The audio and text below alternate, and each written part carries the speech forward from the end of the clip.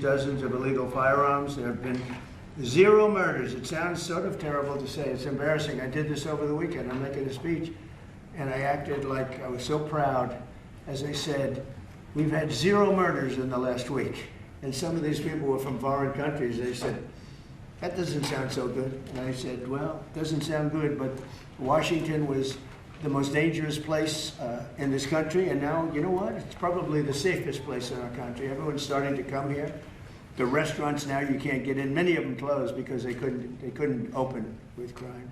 Everybody before me is happy what I'm doing. Most of you won't say that because you're radical left. The newspapers are so dishonest. The press is totally dishonest, but that's all right. We've gotten used to it, and we won in a landslide, so they obviously lost their power. I mean, it's impossible to imagine that when you get 97% negative stories, purposely negative stories, even though you've done 97% positive things, that you could win an election in a landslide, winning all 7. Think of it, all 7 swing states, winning by the popular vote by millions of votes. We had it fantastic. The best is your districts. Out of 3,000 districts, I guess we won 3,500. We won 2,750, and they won 500. And that's, to me, the best of all. And we had tremendous in every way, the election. And it's hard to believe you can do that when you have a corrupt media. But many of you are corrupt, and there's nothing we can do about it. But we keep winning, and we're going to keep winning. And this whole story on crime is incredible that the Democrats wouldn't be with us. So the mayor of Chicago, I watched him this morning, he said, Trump doesn't know what he's talking about. He only apprehended 9 people. Well, number one, that's false. Literally, it's thousands. We'll get into that. But more importantly than anything, we took guns away. We have some of the worst career professionals out of the country already. They've been taken out of the country, and some are in solid confinement because these were killers. We arrested some very bad people. And in the last 11 days, again, I hate to say it because it sounds so ridiculous, but in the last 11 days, we've had no murders. And that's the first time that's taken place in years, actually years. We always have a murder a week. They call it a murder a week. You come here from Iowa, you come here from Indiana, you come here from Idaho, because you're so proud of your country, you love your country, and then you get murdered, your son gets murdered, your daughter gets murdered, you get murdered. See the media, you get murdered. Many of you have been mugged in Washington, you just don't want to talk about it. And I know that every time I do this with you almost everything, but every time I do this with you, people are saying to yourselves, he's right, and then you write a negative story. But we are doing an incredible job. The people behind me are amazing. We're working very well with the Washington police, as you know. The DC National Guard is unbelievable. We're also getting tremendous help from Secret Service. And we are at a point where Washington is booming again. People are pouring in like we haven't seen for years. Nobody wanted to come here. They didn't want to come here and get murdered. I have a friend of mine who has a very successful son. And I said, where is your son going to be this weekend? He said, he's going to Washington with his friends. I said, really? Yeah, he's wanted to do it for 4 years, but he couldn't do it because it was so unsafe. And he's a tough kid, too. Yeah, it's so unsafe. And he ended up staying 3 nights, going out to restaurants all 3 nights. He said it was so beautiful, so peaceful, because all the criminals are either arrested or they're hiding, and we're finding the ones that are hiding. So I want to thank Pam Bondi. I want to thank our Vice President. I want to thank everybody standing behind me. Because they are really, Gaddy, you've been unbelievable, by the way. They have done an unbelievable job. They're working 24 hours a day. And Washington, D.C. is now in great shape. I'm going to be working with Clark Construction, which is by far your biggest construction company. And we're going to also beautify Washington. We're going to rip down the broken medians, fix them. We're going to put asphalt on the roads. We're not ripping them apart like these stupid people do. They rip a road. They rip a road down to the dirt, and then they spend 5 years in building the new one, and then it starts settling. You know, the whole thing is so crazy. And they'll spend hundreds of millions of dollars on a road. I'll spend about $2, and it'll look better. So we're going to be replacing medians. We're going to be replacing much of the asphalt in the road, which in the city, which is in bad shape. We have great stripers. We have great contractors. but we have to let them do the thing. The Congress had said that they'll give us whatever money is needed to fix up the Capitol. This is the Capitol. And we're not going to spend a lot. It's going to go fast, and it will be spotless. And we want it spotless for the World Cup and for the Olympics. You saw the World Cup was here the other day. And come to think of it, there's your trophy for the World Cup. In fact, it's solid gold. That's actually solid gold, so heavy that some of the people in this room wouldn't be able to lift it up. I think what I'm going to do is place it right above the angel, right over there. That's solid gold, too. We're going to put it right up there. Look at it. There's a solid gold trophy. They know how to get to me, you know. I like the angel better, to be honest with you. So we're going to sign, and then we'll take a few questions, and we'll tell you how good a job we're doing. We want to go from here to other places, but I was telling some of the people that in a certain way, you really want to be asked to go. You know, I hate to barge in on a city and then be treated horribly by corrupt politicians and bad politicians, like a guy like Pritzker. He ought to spend more time in the gym, actually. This guy is a disaster. Gavin Newsom's a disaster. When we went, we saved Los Angeles. You wouldn't have been able to have the Olympics in Los Angeles. You're barely able to have it now. They did lose 25,000 houses to a fire that should have never occurred, because they didn't let the water come down from the Pacific Northwest, which you guys don't want to write about. I had to break into the water supply to let the water down. And even now, we want more. We can have much more. It's less than half of what should be coming in. I don't know, they have a political thing about it. It's like the craziest thing I've ever seen. But I don't like going to a town, a city, place, a state, and then be criticized by some corrupt or incompetent governor where crime is rampant. Like, take a look at DC. Crime was rampant. It was at the all-time worst. It got really bad during the Biden 4 years. And then I have a mayor stand up and say how crime has reached a 30-year low. 30-year low. People are being killed left and right. And it's not a 30-year low. Think of it. So for 11 days, there have been no murders. The record goes back years where that's happened. They haven't seen that happen in years. And then people stand up, and instead of thanking us, which they should do, and she's not that bad. She's better than most. But, you know, you have people, I watched in Illinois, Chicago, Illinois is a disaster. I have property there. It's a disaster what's going on in Chicago. And you get Pritzker, he's violating our rights. I think this is another men and women's sports thing. I think this is one of those, you know, they call them 80-20 issues. I call them 97-3. I think the Democrats better get smart. And, you know, politically, I hope they don't. But actually, in terms of love for the country, I hope they do, because it would be good to work together. So I'm thinking about, you know, when I have some slob like Pritzker criticizing us before we even go there, I made the statement that next should be Chicago, because as you all know, Chicago is a killing field right now. And they don't acknowledge it. And they say, we don't need him, freedom, freedom. He's a dictator, he's a dictator. A lot of people are saying maybe we like a dictator. I don't like a dictator. I'm not a dictator. I'm a man with great common sense, and I'm a smart person. And when I see what's happening to our cities, and then you send in troops, instead of being praised, they're saying you're trying to take over the republic. These people are sick. But I'm really saying, and I say this to all of you, in a certain way, we should wait to be asked, because they have cities that are so under control, you know, out of control. So we go in and fix it. They take the full credit for it, and they go out and say, I heard it this morning. They're saying how well they've done over the last 10-day period, that they set record lows. They don't say that we're there with very tough people, by the way. They have to pass a toughness test. Otherwise, they're not working for us. So, and we're allowed to do that now according to the United States Supreme Court decision. Now, they have to pass a toughness test. If they're not tough, we don't want them for this job. They might be great for other jobs, but not for this job, because they're respected. You saw the gang of kids. They were all huddled up, and a group of soldiers walked over. They never even got over. Those kids ran back to their homes or wherever the hell they came from. They were gone. This is one of the safest cities right now in the world, as crazy as that sounds. And it took 7 days. It took really 3 days, but we're now in our 11th day.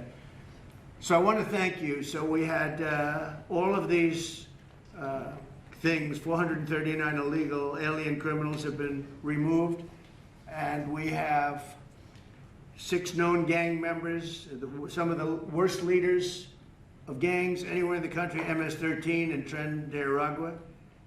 We have 2 missing children that have been recovered. They thought they were gone. We brought them back to the family. The family started crying. They couldn't believe that they saw their child again. 49 homeless encampments have been removed. Like, we have the head of South Korea coming in a little while, the president, and he drives down the street. Already, his people have told me, he said, what happened? It's so clean. We always came here, it was filthy dirty with homeless and papers all over the road. That's the other thing.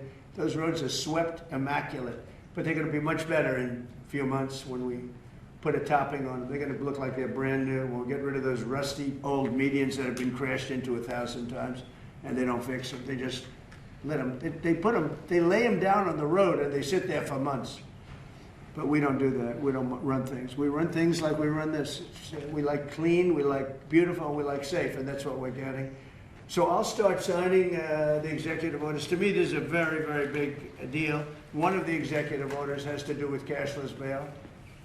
That was when the big crime in this country started. And I can tell you who did it, when, but I don't want to do that because others followed pretty quickly.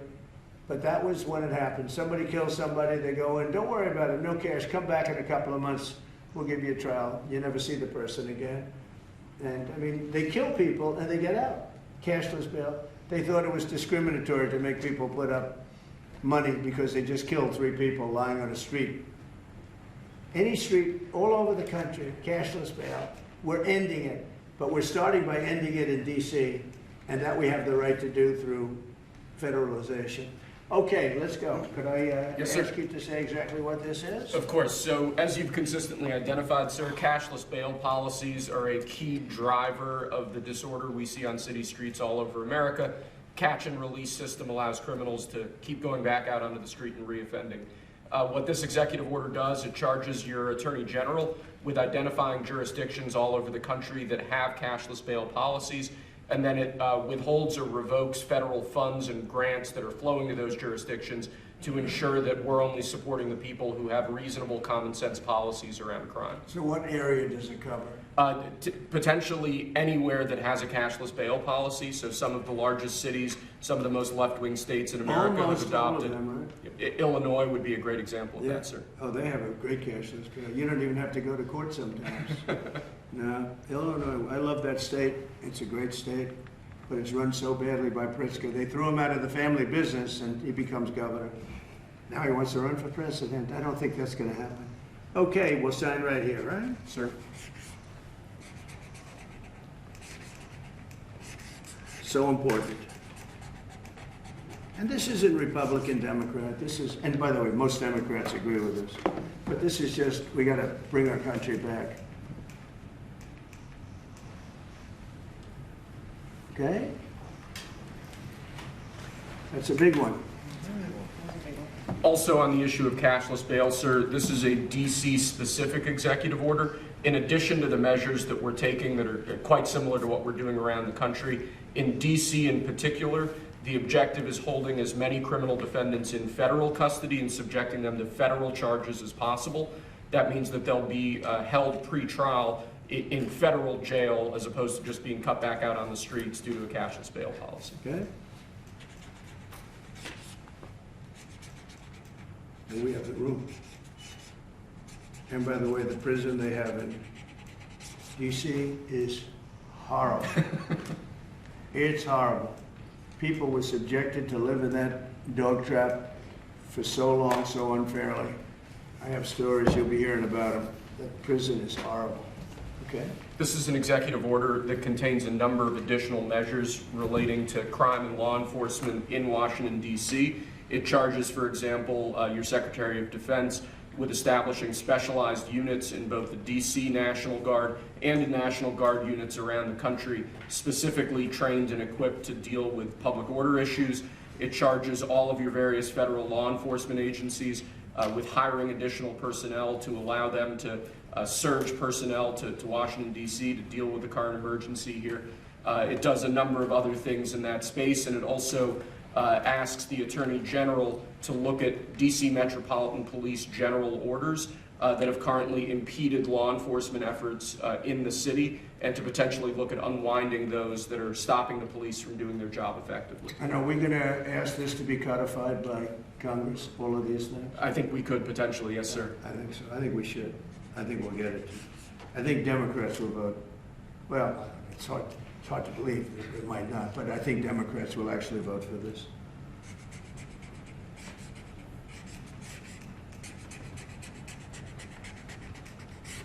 There's no auto pen that can do that. Is that a good signature? That's great. Seriously, is that a good signature? Who can write like that? Nobody. I don't know. That's the other thing. I assume we're looking at the whole auto pen scandal. Sir. Because the person that ran it said he spoke to it briefly twice about nothing. That means that all those pardons that he gave to some very bad people, very unpatriotic people, very evil people, it looks to me like those pardons are worthless. Because number one, you shouldn't use an auto pen, very specifically. But if you do, it has to be a very good reason. And they have to know that the president wanted it. The president didn't want this. The president didn't know he was alive, okay? He never approved any of this stuff. He wasn't for open borders and all the other things. He was never for open borders. I've known Biden a long time. He was never very sharp, but he was never in favor of open borders and all of the other things he did to destroy our country. Let's go. Lastly, sir, this is an executive order on flag burning. It charges your attorney general. Would you listen to this? This is very important. Flag burning. All over the country, they're burning flags. All over the world, they burn the American flag. And as you know, through a very sad court, I guess it was a 5-4 decision, they called it freedom of speech. But there's another reason which is perhaps much more important. It's called death. Because what happens when you burn a flag is the area goes crazy. If you have hundreds of people, they go crazy. You can do other things. You can burn this piece of paper. You can, but when you burn the American flag, it incites riots at levels that we've never seen before. People go crazy. In a way, both ways. There are some that are going crazy for doing it. There are others that are angry about them doing it. Do you want to discuss that? Sure. So what the executive order does, sir, it charges your Department of Justice with investigating instances of flag burning, and then where there's evidence of criminal activity, where prosecution wouldn't fall afoul of the First Amendment, and instructs the Department of Justice to prosecute those who are engaged in these instances of flag burning.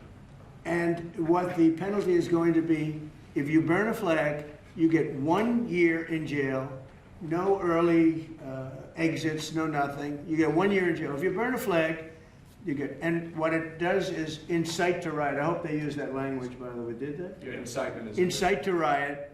And you burn a flag, you get 1 year in jail. You don't get 10 years, you don't get 1 month. You get 1 year in jail, and it goes on your record. And you will see flag burning stopping immediately, just like when I signed the Statute and Monument Act. 10 years in jail if you heard any of our beautiful monuments. Everybody left town. They were gone. Never had a problem after that. It's pretty amazing. We stopped it. But this is something that's, I don't know, in a certain way, it's equally as important. Some people would say it's more important. Because the people in this country don't want to see our American flag burned and spit on. And by people that are, in many cases, paid agitators. They're paid by the radical left to do it.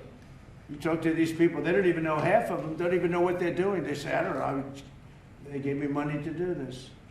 I see the same things that you do. They're bad people. They're trying to destroy our nation. That's not working, because I think our nation now is the most respected nation anywhere in the world, by far. You saw that with the European leaders on Friday.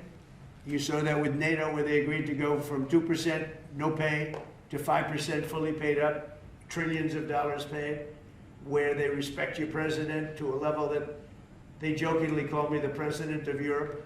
They call me the president of Europe, which is an honor. I like Europe, and I like those people. They're good people. They're great leaders.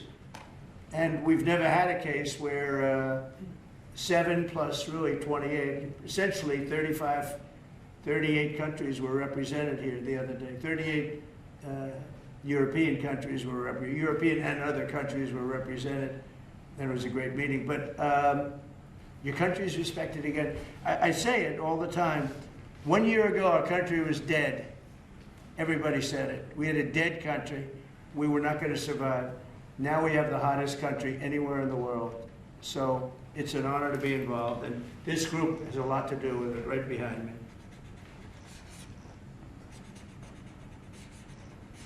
Does anybody behind me have anything? Pam, would you like to say something? Sure, President. Thank you for keeping DC safe. You know, just a couple examples of a mother, a single mom, whose house was burglarized, and the defendant got out on cashless bail, went back the next night and burglarized her house again. That's why this is so important. A man got in a fight with another guy. He had a gun. He was let out. Next night, he got out, went back, and killed him. So that's why it's so important, President, what you're doing. And thank you for protecting the American flag. And we'll do that without running afoul of the First Amendment as well. And President, I think I think Gaddy Serralta had something he wanted to give you on behalf of all the law enforcement who are out there every single night. Yes. Thank you for putting me in charge of this surge as the Director of the United States Marshal Service. It's the oldest law enforcement agency. It was created in 1789.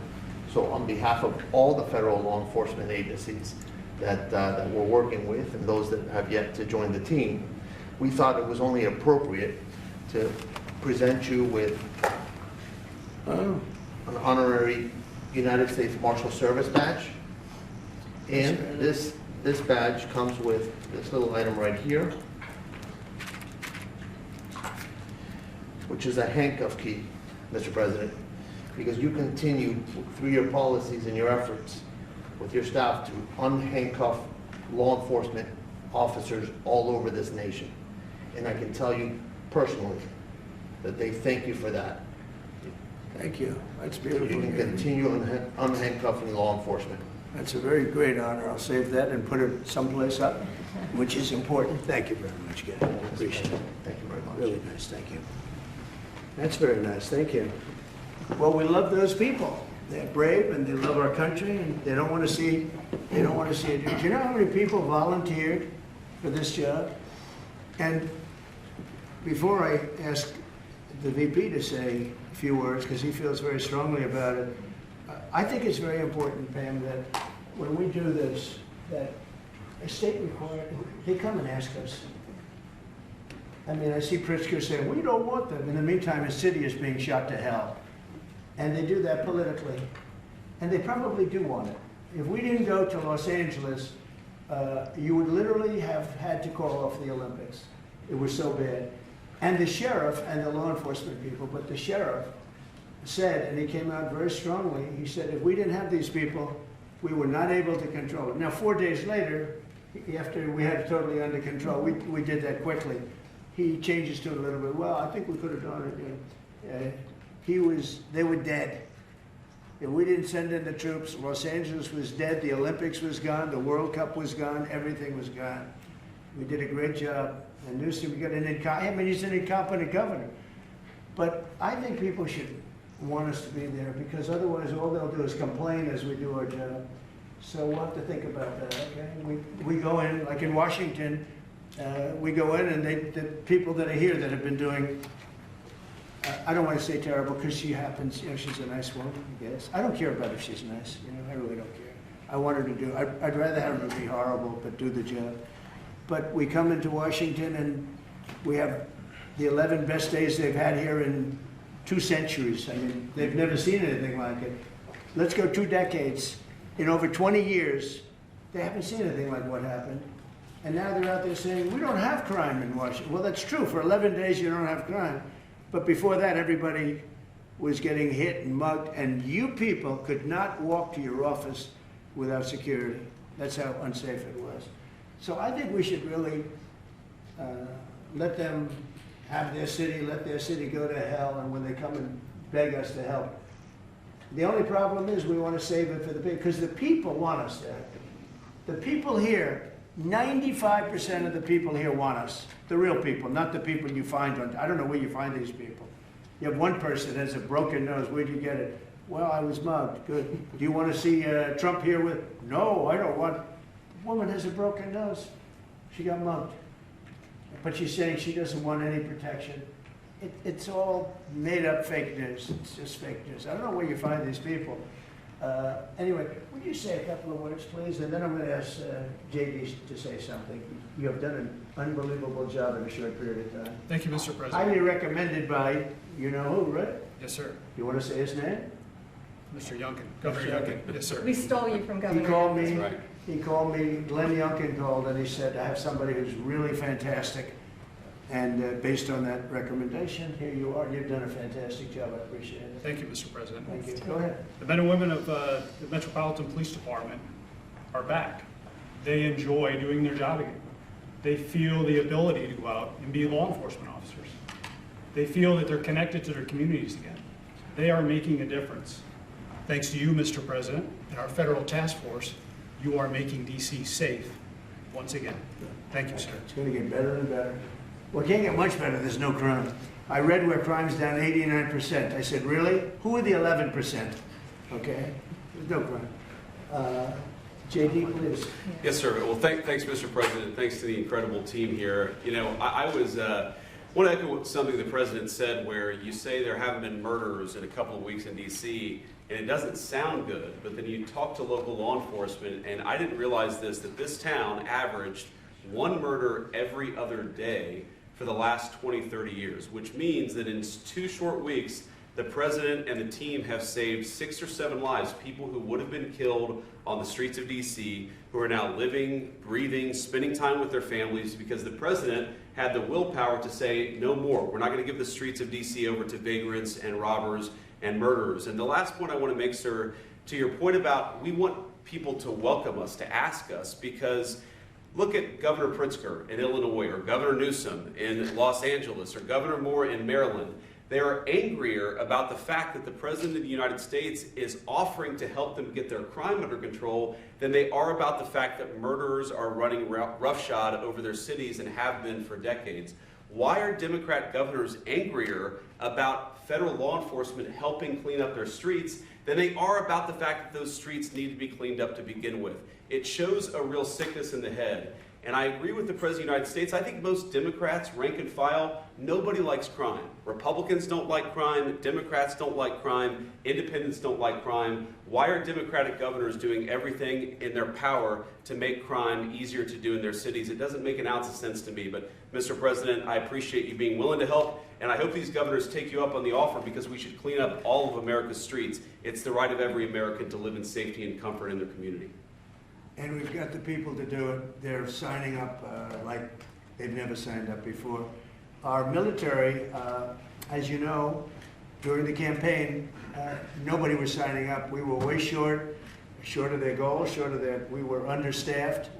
Nobody wanted to be in the military, nobody wanted to be a policeman, nobody wanted to be a fireman. They didn't want anything to do with the country. We had an incompetent, grossly incompetent president who frankly should not have been there. He should have never been there. The damage he did to this country is incalculable. I mean, just what he has done. So much of our effort are getting murderers and jailbirds and people out of this country who are drug dealers at the highest level. So much of the energy of people that he led in, it was an unforced error. But I don't think they think it's an error. But I don't believe he believed it. It was the radical lunatics that surrounded this guy at this desk, who are brilliant people, but with the wrong philosophy. There were some brilliant people, but they're evil people, and they're going to be brought down. They have to be brought down because they really hurt our country. But we're getting it back very quickly. And I'll tell you something, our country's now it's stronger. I think we're more respected than we've been respected in 100 years. It's a whole different ballgame. JD, could I ask you, Yes, sir. You gave a stat on murders here. What were the numbers? You said in a short period of time how many people were murdered? Local law enforcement told me, sir, that in the past 20 or 30 years, D.C. has averaged a murder every other day. That's, 200 murders a year, 150, 250, but about every other day a person has been killed on the streets of Washington, D.C. We've been doing this for 2 weeks. 0 people killed. That's real lives saved that the media and, frankly, the entire Democratic Party should be saying, thank you for saving lives instead of attacking the President of the United States for doing so. You know, when a person, unfortunately, will probably happen at some point, when a person's murdered in DC, it's going to be the biggest story maybe in history. Right? Yes, sir. Somebody was murdered in DC. Trump is failing. No, we're not failing. We have a safe city. This is maybe the safest city in America right now. That's how good it is. And it would be nice to be appreciated. These people eventually, they're going to have to be appreciated for what they're doing. And they're going to have to be appreciated by the officials that are really happy when we go in because they've lost control of their place. Steve Miller, please, say a few words. Thank you, sir. So just to, first of all, follow up on what the Vice President said, no police officer working in the city can remember a time in their lives when there has been no murders. You can work with the police department for 20 years, 30 years, your whole life. We've checked the records. No one can even find a record of being murder-free for as long as we've been murder-free under President Trump's leadership. Additionally, and the President spoke about this before, we've uncovered, in the process of uncovering, a massive scandal in Washington, D.C. with the doctoring of crime stats. And the Department of Justice, under the Attorney General, is leading the effort to uncover this. But when we ultimately share the results, it will stun you. The extent to which, even though D.C. had the worst crime in America, honestly measured, it dramatically understated how bad it was. There's even accusations that murders and homicides were reported as accidents instead of murders. I mean, this is how severe the manipulation of the crime data has been in this city, and it will all be uncovered and it will all be brought to light. You know, I've had a chance to spend some time, as has everyone here, with the police officers in the city. Members of the public are going up to them and thanking them, just overflowing with gratitude, because for the first time in their lives, they can use the parks, they can walk on the streets. You have people who can walk freely at night without having to worry about being robbed or mugged. They're wearing their watches again. They're wearing jewelry again. They're carrying purses again. People had changed their whole lives in this city for fear of being murdered, mugged, and carjacked. It is a literal statement that President Trump has freed 700,000 people in this city who were living under the rule of criminals and thugs. And the last thing I'll say is that under the efforts of Terry, to my left and many here, what they found also is that the street criminals here in Washington, D.C. were doing business directly with the transnational criminal cartels, the foreign terrorist organizations. So not only was the city being run by these criminal thugs, but they were working with some of the most dangerous terrorist organizations on the planet to traffic weapons and drugs into this city. And what we are uncovering every day is shocking to us, and we look forward to sharing all the results with you. But President Trump, your leadership has uncovered some of the great public safety scandals of our life, and now because of you, people are safe and free for the first time ever in this city. Thank you very much, Steve. You know, in Los Angeles, Beverly Hills is, a great place. I have a house there. I had a house there. I used to stay a lot of time, spend a lot of time there. And a great place. Do you know that I have friends, they leave their trunk open for their car because they know they're going to be vandalized. They don't want the trunk ripped off in order for them to steal what's in the back. They leave the doors open so when they go in to steal the radio or whatever they take, that they don't rip off the door. They leave the doors totally open so the criminals, when they go and open the door, they don't have to break the windows and kill the car in order to steal whatever it is in the car that they're looking for. And that's at a level that nobody's ever seen before. Nobody lives like that. I have another friend, he has a garage, and in order to save his garage door, he leaves it open so that people can just walk into his garage, take whatever they want, and leave. But all the cars so many cars, I've been told this by many people, stars, big people, they leave their doors open so the doors aren't destroyed by these criminals. All over Los Angeles this is taking place. And you know that, I mean, you've heard that. Christy, could you say a few words, please? Sure. Well, Mr. President, I think one of the most impactful statistics that you used today was of the 1,000 arrests that have happened already so far, 439 of them were illegal criminals, which means they never should have been in this country to begin with. But they were in this country, invaded over our southern border or our northern border or maritime seas, and then they committed crimes against the American people. So by getting those individuals incarcerated, we've stopped those violent crimes from happening here in the city. And sir, they do. Exactly like Stephen was talking, they have ties to cartels. They have networks across this country and other cities. So by what you're doing here is going to have a ripple effect in Miami, in Chicago, in other cities, because you're grabbing those networks and giving us information and targeting information to go and get more criminals across this country. So thank you for the work that you're doing. We have ICE and CBP, Federal Protective Services, Secret Service, HSI, all of our officers are working with all the other agencies every day here in DC, and they're so proud to have this kind of partnership, sir. Yeah. They're so glad that you're letting them do their jobs again. And I don't know if you've heard, sir, but the recruitment campaign for ICE, when we were going to hire 10,000 new officers, we've got over 130,000 people that have applied and raised their hands and said they want to work with ICE. So no matter what the fake news says or what the media says about ICE not having support, they've got incredible support from the American people. People want to join them and help them do what they're doing to make America safe again. So thank you for the I was going to opportunity. say that our recruitment drive, so it was dead. During the campaign, they couldn't get, every story was the Army can't fill up, the Marines, none of them could fill up. They were way behind. We couldn't get anybody to go into the military, couldn't get any police. We have just set records on everybody wants to be in, everybody wants to go in.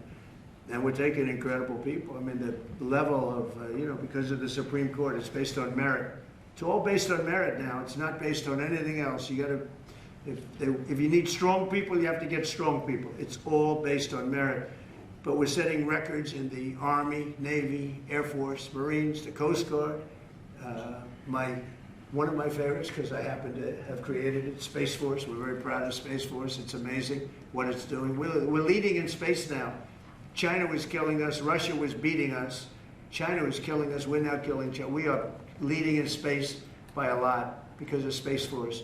So we're very proud. But everybody wants to go in. We went from not, and you know how bad that is for the spirit when every story that you were writing a year ago was that nobody wants to go into the military anymore. And if you're in the military, you know how deflating that is? You go and be a family. Nobody wants a job that you have. Well, now it's the opposite.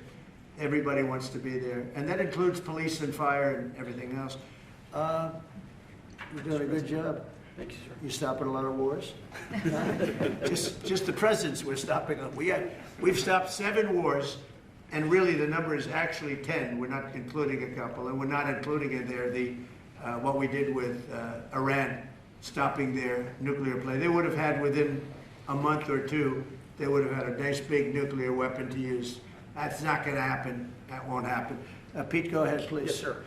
Well, Mr. President, thank you very much for your leadership, and the Defense Department is proud to be a part of this task force. Just like we have been down at the southwest border, where crossings are at 0, we've got national defense areas where we're working with Border Patrol to secure the southern border for the American people. Just like Los Angeles, where ICE officers deserve to do their job without being attacked, we're really proud to be a part of defending the nation's capital and ensuring it is safe and beautiful and working with law enforcement. And Mr. President, let me tell you, the morale of the troops, getting out there talking to them, they love this mission. They're grateful to be doing it, whether they're DC National Guard or other state National Guards. And at your direction as well, sir, it's just common sense to make sure they're armed as well. And so we're rolling out ensuring they're armed, capable of defending themselves and others if need be, supporting law enforcement, and we're proud to be there, sir. Well, look at the mission you just accomplished with Iran. 36 hours back and forth, flawless. Every bomb hit its target. They went right down those chutes, dark at night, no moon, no nothing. Every target, every bomb went right down. They have a chute that goes right down deep into the mountain. And they shouldn't have put ventilation in, I can tell you, because we use that for our advantage. But what they did, and we had the pilots and even the people that took care of the planes, we had a whole group of people at the White House a couple of weeks ago. And you know, I didn't realize this, but they said, we've been looking at their predecessors, and then these were the pilots. They said, we gave them beautiful medals. And I'll show you the medal. Gave them a medal just like this. See? Just like that. They were so happy. We gave a lot of them out for that. It was an incredible job. You know, we had 52 tankers, people don't realize, so that they could refuel. We had many fighter jets, F-22s, F-35s, we had many. It was an amazing operation. It was flawless. Compare that to the operation when they went in with the helicopters crashing and everyone running around the desert, and the prisoners being taken, and that was Jimmy Carter.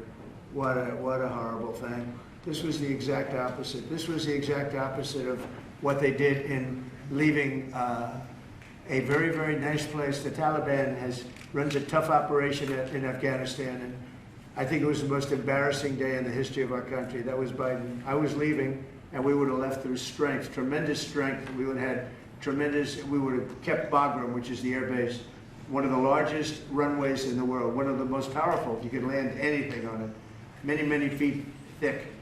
You don't build them that way anymore. You can't. But we left it, and now China's occupying that air base. This was the most incompetent administration in history, the Biden administration. And you're just lucky that they lost, because if they won, you wouldn't have a country anymore. And so, Pete, you started off by saying the Department of Defense, and somehow it didn't sound good to me. You know, it didn't sound good. Defense, what are we defense? Why are we defense? So it used to be called the Department of War, and it had a stronger sound. And as you know, we won World War I, we won World War II, we won everything. Now we have a Department of Defense with defenders.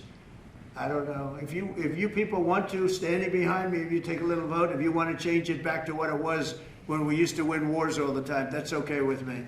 All right? That's coming You soon, sir. you let me know if you want to do it. I think Department of War. It just sounded bad. He said, sir, on behalf of the Department of Defense. Defense. I don't want to be defense only. We want defense, but we want offense too, if that's okay. So you'll make a decision. But you know, as Department of War, we won everything. We won everything. And I think we're going to have to go back to that. In the meantime, I've stopped all of these wars. I've stopped them. The big one would have been India and Pakistan. But we stopped them all. We stopped 3 wars. Go to Africa. They like to say, oh, you know, let me tell you, I love black people. And I did great with the vote with the black people. But they say, he's a racist, he's a racist. I said, really? For 35 years, a war raged between Rwanda and the Republic of the Congo. And it was a vicious war. 9 million people were killed with machetes, largely. Hatchets, machetes. That went on for more than 30 years, but 34, 35 years. And I stopped it. In fact, the presidents are coming in a week or two to sign we have the foreign ministers, it's all signed, the war stopped. But I got it stopped and saved a lot of lives. The Congo, it's deep into deepest, darkest Africa. I got that war stopped. Nobody else could have done that. We did a lot of jobs. We did a lot of wars were stopped that nobody thought would even be possible. And I'll tell you what, the war with India and Pakistan, that was the next level. That was going to be a nuclear war. They already shot down 7 jets. That was raging. And I said, you guys want to do trade? We're not doing any trade. We're not doing anything with you if you keep fighting. You got 24 hours to settle it. They said, well, there's no more war going. And I used that on numerous occasions. Trade, I used whatever you had to use. But we got 7 of them stopped. And the one I thought would be easiest, frankly, was going to be Russia and Ukraine. But that turns out to be some big personality conflicts. It's one of those things. But we're going to get that stopped eventually. We're going to get that stopped too. 7,000 soldiers died last week. Think of that, 7,000. I usually say 5,000, but 7,221 soldiers died last week in the fight between Ukraine and Russia. And they're not our soldiers, but they're souls. They're living souls, and they leave their homes, and they wave to their parents, and their parents are so proud as they leave in a beautiful uniform, and a week later they get their head blown off by a drone. New form of military. It's a whole new form of fighting. So I would just like to thank the people that are behind me.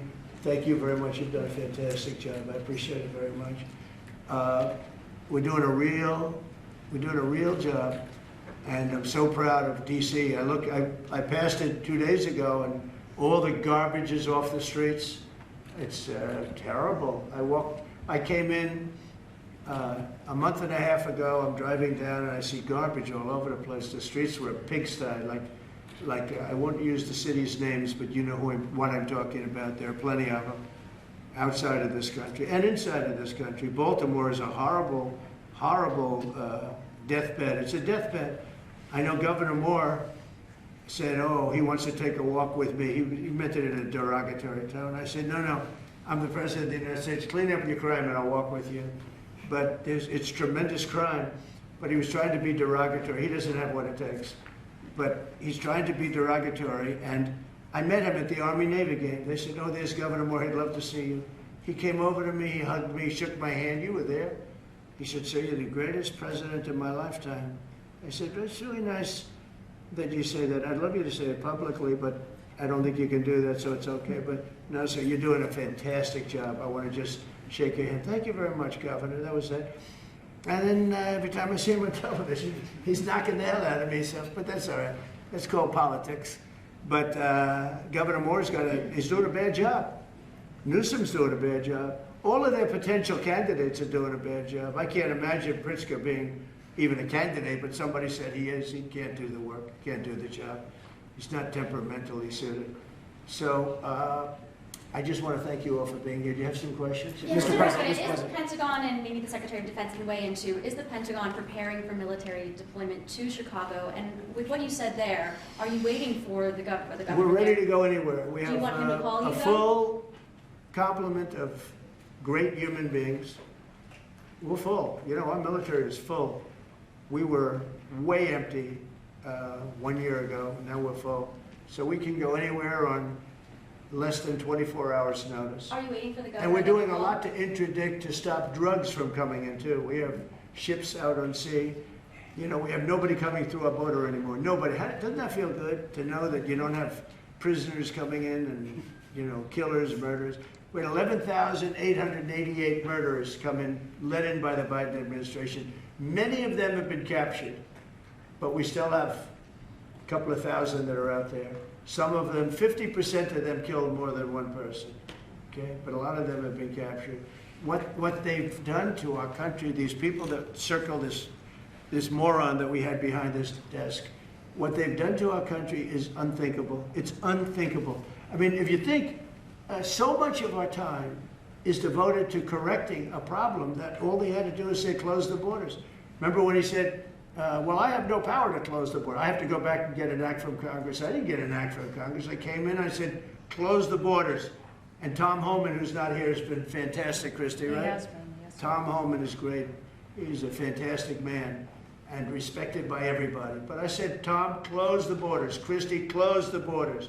The borders were closed. We didn't go to Congress and get permission. We just closed the borders. And in the last 3 months, hard to believe this one too, in the last 3 months, we've had 0 people come into our country illegally through the southern border. Nobody would have said that's possible. Yeah, please. Thank you, Mr. President. Today, MS-13 gangbanger and human trafficker Kilmar Abrego Garcia turned himself into ICE in Baltimore. Do you have any comment on this? And why are the Democrats so emotionally attached to this man who beats his wife and is part of a terrorist organization? Because they think he's going to be good for votes, and I think he's very bad for votes. These people are deranged. He's not good for votes. He beat the hell out of his wife. His wife is afraid to even talk about him. She's been mauled by this animal. And, you know, through a system of liberal courts, you know, he's doing things. But, no, we have that under control. And Pam has got that very much under control. Do you want to comment on it? No, we got him under control. He will no longer terrorize our country. He's currently charged with human smuggling, including children. The guy needs to be in prison. He doesn't need to be on the streets like all these liberals want him to be. And as part of this operation here in DC, we've also taken off MS-13 members. We've taken, I think just last night, we got a TDA guy off our streets right here, right around from where we all work. Another TDA member gone because of this project. So we're going to keep America safe from all of these foreign terrorist organizations, including Abrego Garcia. Mr. President, if we could get your reaction, sir. The Israelis bombed a hospital in Gaza, killed 20 people, including 5 journalists. When did this happen? This happened overnight, today. I didn't know. Any reaction to this? Well, I'm not happy about it. I don't want to see it. At the same time, we have to end that whole nightmare. I'm the one that got the hostages out. I got them out, all of them. Steve Witkoff has been amazing. He's done a great job. But I'm the one that got them all out through my people and through me. And now we're left with probably a little bit less than 20 because I think 1 or 2 are gone.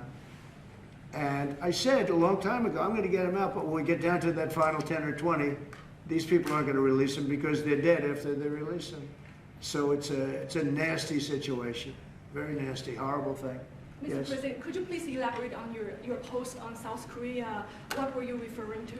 Well, I heard that there were raids on churches over the last few days, very vicious raids on churches by the new government in South Korea, that they even went into our military base and got information. They probably shouldn't have done that, but I heard bad things. I don't know if it's true or not. I'll be finding out. As you know, your new president's coming in just a couple of hours, coming here. I look forward to meeting him.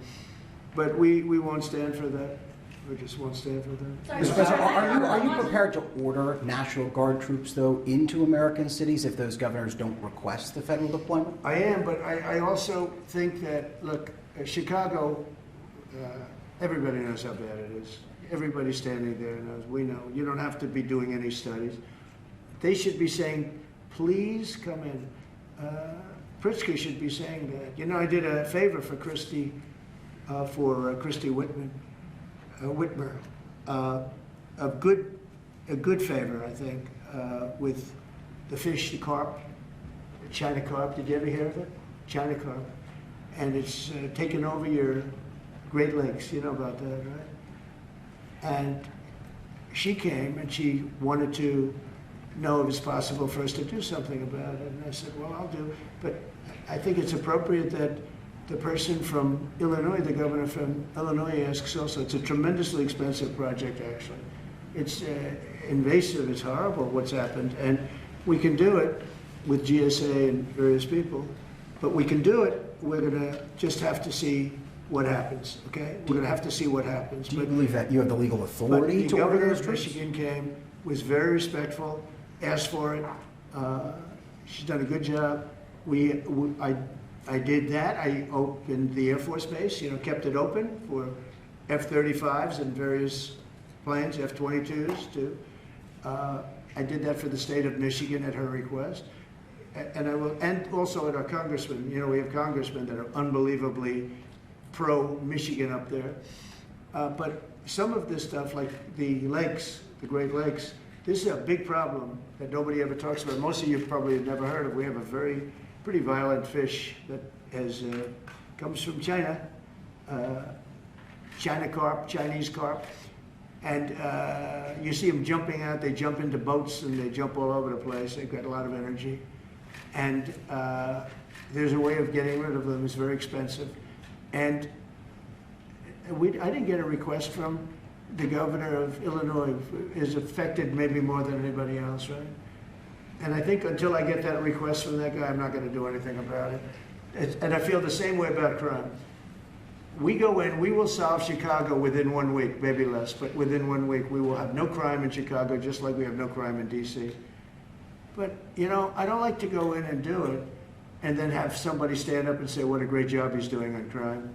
And we don't want the military in our state. We don't want the military. Do you understand?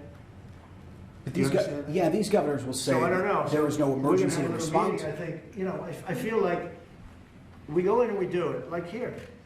To a lesser extent with the mayor, she hasn't been terrible, but she hasn't been, you know, exactly saying, oh, great. She did say last night, I heard her say that, well, we really don't want the military in D.C. Well, that's, you know, not very nice, I guess. That's a little bit of a hit, but she's not as bad as some. We saved Los Angeles, and all we did is get criticized by this idiot that's running the state into the ground, right? Where people are leaving. He should be thanking us, and he should be requesting us to be there. And the governor of Illinois should be. Chicago is a disaster. And the governor of Illinois should say, President, would you do us the honor of cleaning up our city? We need help. They need help. They need help. So But without that request, do you believe you have the We authority? may wait. We may or may not. We may just go in and do it, which is probably what we should do. The problem is, it's not nice when you go in and do it and somebody else is standing there saying, as we give great results, say, we don't want the military. They need help badly. Chicago desperately needs help. Just look at the crime statistics. Look at the statistics that JD said about, even I didn't know it was that bad. That's terrible. But all I know is we're being celebrated because we went an entire week. Now it's 11 days. We went an entire week without a murder. And I said, boy, that sounds terrible. I didn't know how to, actually made a speech, I didn't know how to say it, because it's a great number, it's a great thing, but it sounds so bad. I mean, supposing you're from a foreign country, which is properly run, and they don't have murders and things, right, so much, or in some cases virtually at all, and you have somebody saying, I'm proud to announce that nobody was murdered in the capital of the United States this week. It sounds terrible, Well, but what about Mr. New President, York? What about Gavin New York? Newsom, you mentioned Gavin Newsom on Gavin crime. Newsom, yes. Is there a federal mechanism you're hoping to use to fight back against his redistricting constitutional amendment, or is that Well, I think California? I'm going to be filing a lawsuit pretty soon, and I think we're going to be very successful in it. We're going to be filing it through the Department of Justice. That's going to happen. And we're also going to be filing a lawsuit on blue slipping. You know, blue slips make it impossible for me as president to appoint a judge or a U.S. attorney because they have a gentleman's agreement. It's nothing memorialized. It's a gentleman's agreement that's about 100 years old, where if you have a president like a Republican and if you have a Democrat senator, that senator can stop you from appointing a judge or a U.S. attorney. In particular, those are the two, I guess anything, but those are the two that are very important. So we have numerous states where we have unbelievable people. Now, Jay Clayton was just approved in the Southern District, but he was so good. He was a top student, top schools, top everything, went to Sullivan and Cromwell, became the head of Sullivan and Cromwell, came down here, was Securities and Exchange Commission, ran it for 4 years during my term, like impeccably, beautiful job. He did an incredible job. And we went to court, and the judges, Democrat judges, voted that he could, that's the only way you get by it. But generally speaking, you can't do that because you'll have judges from the other party. So, so Jay Clayton just got approved, and he's in, but he didn't get approved by the senators. He got approved by the court system in New York, which was a great thing. And I had a big victory in New York, I might add. I saved myself $500 million with a fake, corrupt attorney general, a really corrupt person with a corrupt judge who was disgraceful, and they're being mauled right now by everybody. Just, it's so corrupt, and it kept business out of New York, stuff like that. But the appellate division vacated all of that stuff that you read about, and we're going to do a big number on that whole thing. You can't have a corrupt court system. You can't have that. You have to have borders, and you have to have a free press. Otherwise, you don't have a country. But you'll be hearing about the blue slipping, because if you have not, you don't need two senators. You just need one Democrat senator with a Republican. The only person that I can get approved are Democrats or maybe weak Republicans, but we don't want that. But the only person I will be able to get approved in any of those states where you have a Democrat will be, I can't get a U.S. attorney. I can only get a Democrat U.S. attorney.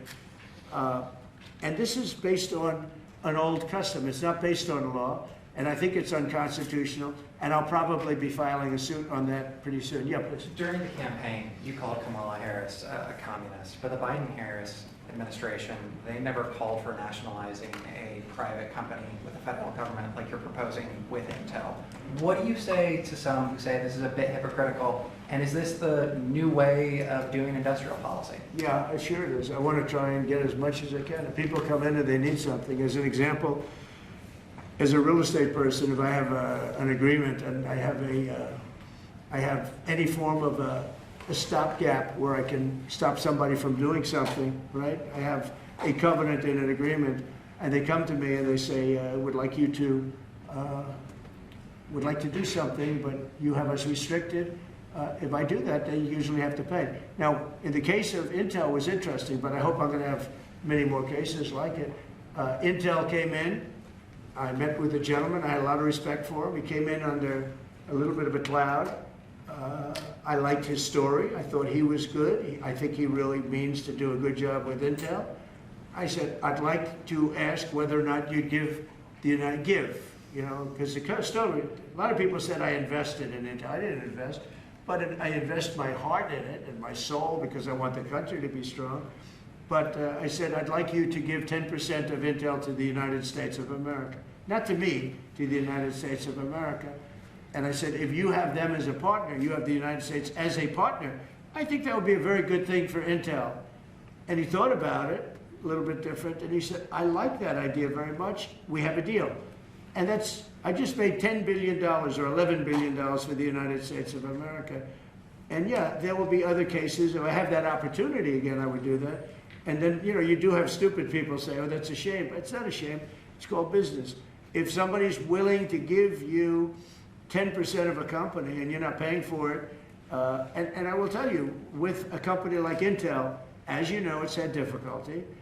I want them to do well. I want them to do well anyway, but I want them to do well in particular now. But isn't public ownership of a private company a new way of doing business in the business of the United States? Isn't that what you were So are tariffs. So are tariffs. So, as you know, the stock market went up almost 1,000 points on Friday.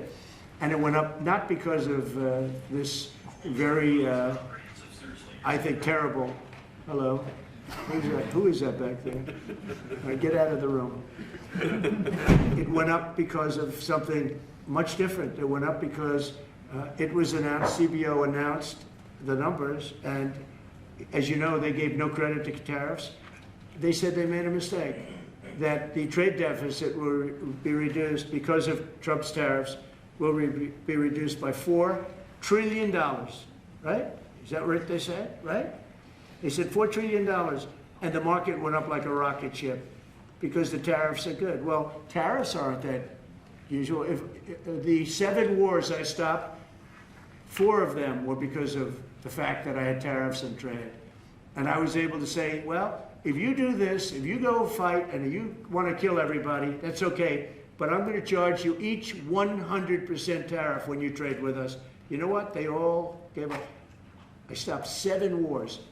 Numerous of them was because of tariffs. So, you never knew the word tariff. It didn't exist really, essentially, in this country until actually in the 1870s up till 1913 it existed, and we were the richest country. We were richer then, proportionately, than at any time in the history of our country. And then, stupidly, in 1913, they said, let's go to the income tax way of life. Let the people pay instead of foreign countries. No. We're taking in trillions of dollars in tariffs, and we're stopping wars because of tariffs. So that's not so normal either.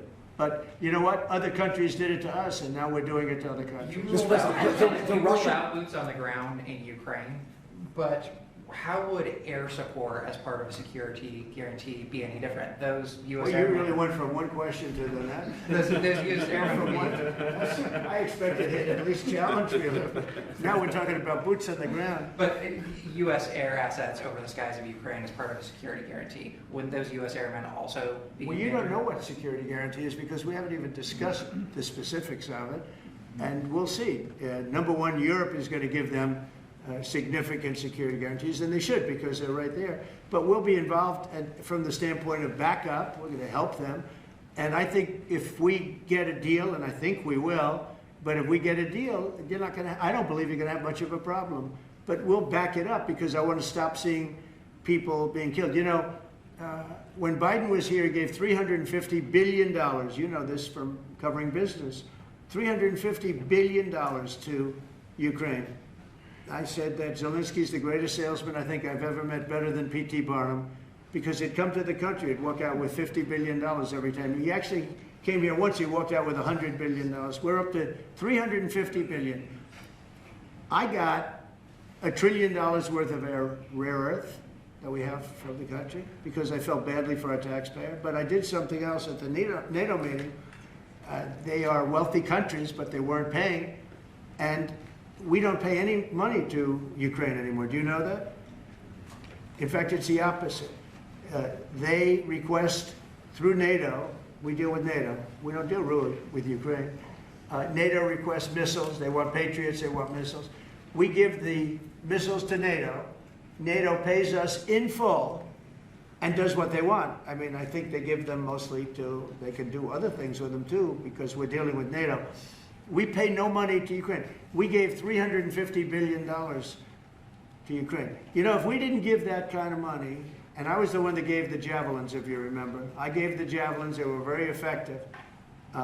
They say Obama gave sheets and Trump gave javelins. They were very effective with those tanks right at the beginning. But you would have never had a war if I were president. You would have never had a war. Just to finish, we spend no money on Ukraine anymore. We were getting fleeced by a president that didn't know what he was doing. To be honest, I don't blame Ukraine. I mean, if they come and ask for $100 billion, then they get it. But we were in for $350 billion. Now, we make money. I don't want to make money on Ukraine. I want the war to end because I want to save all those lives. I want to just say, but just so you understand, we're no longer losing money on that thing. We were losing money hand over fist. And now we don't lose any money. Now we sell weapons to NATO. Because NATO agreed, because of me, to go to 5%. They had 2% and didn't pay. Now they have 5% and they're all paid up. So they have trillions of dollars and they give us that money. But I really want the war to end, and we're going to get it ended. Mr. President, the Russian historic summit here with Ukrainian President Zelensky, European leaders all met here with you at the White House. You said you wanted to get this done bilateral as soon as possible. Have you spoken to Putin since last Monday, since a week ago? What is your conversation, or can you share? Every conversation I have with him is a good conversation, and then unfortunately a bomb is loaded up into Kiev or someplace, and then I get very angry about it. I think we're going to get the war done. It's tough. I thought that would be, of the 7 that I settled, I thought that would be the easiest of the group. See, you never know what's going to happen. You know, war, strange things happen in war. The fact that he went to Alaska, our country, I think was a big statement that he wants to get it done. That was not easy for him to go to Alaska, you know, for him to come here. But the fact that he showed up on a very successful day, it was a very successful day for other things. Because, you know, we're also talking about missiles, nuclear. We're talking about a lot of different things. We're talking about limiting nuclear weapons. We'll get China into that. We have the most. Russia has the second most, and China has third, but China is way behind, but they'll catch us in 5 years. We would like to denuclearize. It's too much power, and we talked about that also. That's part of it, but we have to get the war over with. But Mr. President, the Russian foreign minister... On Baltimore, Behind red time. Thank you. On Baltimore, you said that you are going to have to reconsider bridge funding. Is that contingent on Westmore cleaning up the streets? No, we were very generous to him on a bridge. You know, a boat ran into a bridge and the bridge came down like I've never seen anything. The boat was just, it just shows you the mass of that boat, the power of that boat. You know, people were up on that bridge, painters. They were painting the bridge and they were watching it happen. And they thought they were very safe. They all died. They were painting the bridge, can you imagine? And they watched the boat. The engines were off, and they watched the boat, and the power of that boat, the mass of that boat, went right through that steel just like it was nothing. It's amazing. It's called mass. Mass is a big deal. But the mass of that boat, those people all died. But they thought they were totally safe. 2 of them were eating their lunch. They were, you know, whatever. They were watching it. They could have gotten off. Somebody did a very good job. A police officer called in and said, close the bridge, and he did it with power. Get everybody off the bridge, close that. That guy should get a medal because he stopped the bridge. A lot of people would have died, a lot more people would have died. The ones that died were the workers on the bridge. And they thought there was no danger because, you know, it's a big steel bridge. And it came down like toothpicks. It was incredible to watch that. It was just, and they died, they all died. But that police officer, again, the police do a great job. The police officer did an amazing job. And I heard the tapes. He was saying, get everybody off. Most people wouldn't have said that. You know, when you see a thing like that, you assume it's going to, you know, tap the bridge and it's going to be rebuffed. The thing just came down. I've never seen anything like it. So he did a good job. In fact, I think we should get him in for a medal. The man that gave the warning, I listened to him. Everybody get off, screaming. Everybody off. He had the sense to realize that this could be a catastrophe as opposed to a ship that's, because the engines weren't working, it's just floating. It's an amazing thing that a thing floating like that with no power just knocked it right down like it was nothing. So are Let's using, do that. Let's give him a medal. I've been thinking about it. Mr. President, do you plan to investigate Chris Christie? Say it what? Do you plan to investigate Chris Christie? Look, Chris is a slob. Everybody knows it. I know Chris better than anybody in the room. I always felt he was guilty. But what he did is he took the George Washington Bridge, which is very serious. He closed down the George Washington Bridge. And you had medical people, you had ambulances caught up, this thing was closed down. And obviously he knew about it, but he blamed the young lady that worked for him and another person, and they got into a lot of trouble. She ultimately was, I don't know, exonerated, but she got out of it a little bit. But she went through hell. She was a young mother, nice person, I knew her a little bit. And another man went to jail, and Chris got off. And so when I listen to Chris speak his hate, I say, oh, what about the George Washington Bridge? Tell me about the George Washington Bridge. He blamed other people, but he knew all about it. So no, I don't know if they want to look at it. It's not for me. If they want to look at it, they can. You could ask Pam. I think we have other things to do, but I always thought he got away with murder. On Ukraine, Can you Mr. make President. an endorsement in the Texas Senate race between Ken Paxton and John Cornyn? Well, I'll make up my mind. I like them both. The worst situation I have is when I have two people that I get along with well. I hate it. And they all want the endorsement.